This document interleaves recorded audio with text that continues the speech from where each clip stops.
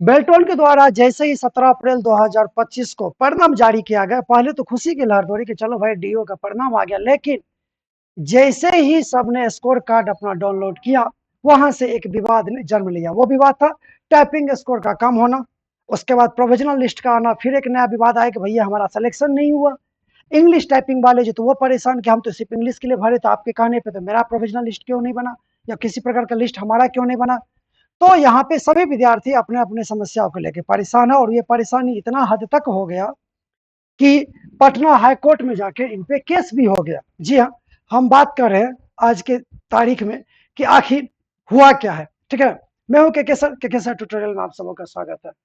तो जी हाँ, जितने भी छात्र या छात्राएं नाराज थे, उन्होंने पटना हाई कोर्ट में जाके केस कर दिया, और फाइनली 12 तारीख को अर्थात 12 मई को केस नंबर भी मिल गया।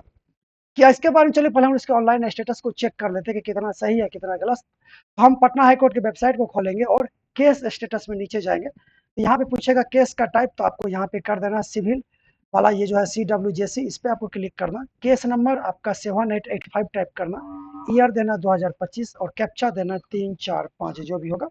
और जैसे आप सर्च पे क्लिक कीजिएगा, तो कुछ देर सर्च होने के बाद यहाँ आपको पता चल जाएगा कि केस नंबर क्या है। सब यहाँ पे जो देवानंद तिवारी जो है वो आप लोगों की तरफ से वकील होंगे, और गवर्नमेंट एडवोकेट है कोई 11 नंबर के, वो आपका बेल्ट्रॉन की तरफ से जो केस लड़ेंगे। 1 मई को फाइल हुआ था, 12 मई को रजिस्ट्रेशन हुआ।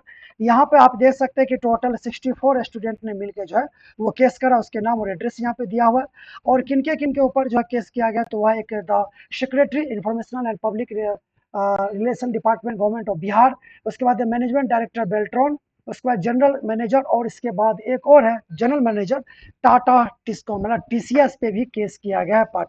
अब ये परफेक्ट मुद्दा क्या केस करने का, सिर्फ ये मुद्दा है कि रिजल्ट में गड़बड़ी है, या ये भी मुद्दा है कि इंग्लिश वाले टाइपिंग वाला का लिस्ट में नाम नहीं आया है, या सेकेंड लिस्ट क्या कब आएगा, या प्रोविजनल लिस्ट क्यों दिया गया है, डॉक्यूमेंट वेरिफिकेशन क्यों हो रहा है। ये मुद्दा तो क्लियर एग्जैक्ट यहाँ पे सब्जेक्ट में उतनी ज्यादा क्लियरिटी तो नहीं है कि आखिर क्या है सब्जेक्ट, समझ गए ना।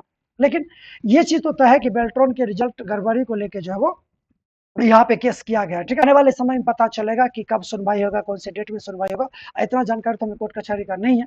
बस इतना पता है कि जो बेल्ट्रॉन के परिणाम पे जो गलती हुआ था, जो परिणाम के लेके जो विद्यार्थी नाराज थे, उन्होंने बेल्ट्रॉन पे जाके क्या कर दिया, बेल्ट्रॉन TCS वगैरह पे जो है जाके केस कर दिया है। अब इन लोगों को आके जवाब देना होगा कि आखिर जो भी जिस मुद्दा पे केस हुआ होगा, उनसे संबंधित इनको जवाब देना होगा। अब आगे क्या होगा, तो देखिए, अब यहाँ पे ये एक दिन का कोर्ट का ये सोचिए एक दिन में डिसीजन आ जाएगा, वो नहीं है। यहाँ पे अब ये लंबा समय चलेगा, तारीख पे तारीख होगा। जैसा केस नंबर मिलने के बाद अब जो है सीधा सुनवाई होगी, और फिर जो सुनवाई के बाद आपका निर्णय होगा, और निर्णय देखना पड़ेगा। वो दिलचस्प होगा कि ये किसके पक्ष में जाता है, सरकार के पक्ष में जाता है अर्थात बेल्ट्रॉन के पक्ष में जाता है, या आप सभी छात्र छात्राओं के पक्ष में आता है। लेकिन इंग्लिश वाले के लिए सुनहरा मौका है, ठीक है ना, क्योंकि बेल्ट्रॉन जो एक गड़बड़ी अभी तक किया, जो सबसे स्पष्ट नजर आ रहा है, वो है इंग्लिश टाइपिंग वाले का मेरिट लिस्ट ने बनाना। इसे तो कई सारे गड़बड़ी है, लेकिन उनमें क्या पता वो क्या डिफेंस करता है, क्या अपना पॉइंट ऑफ व्यू रखता है, ये तो देखना दिलचस्प होगा।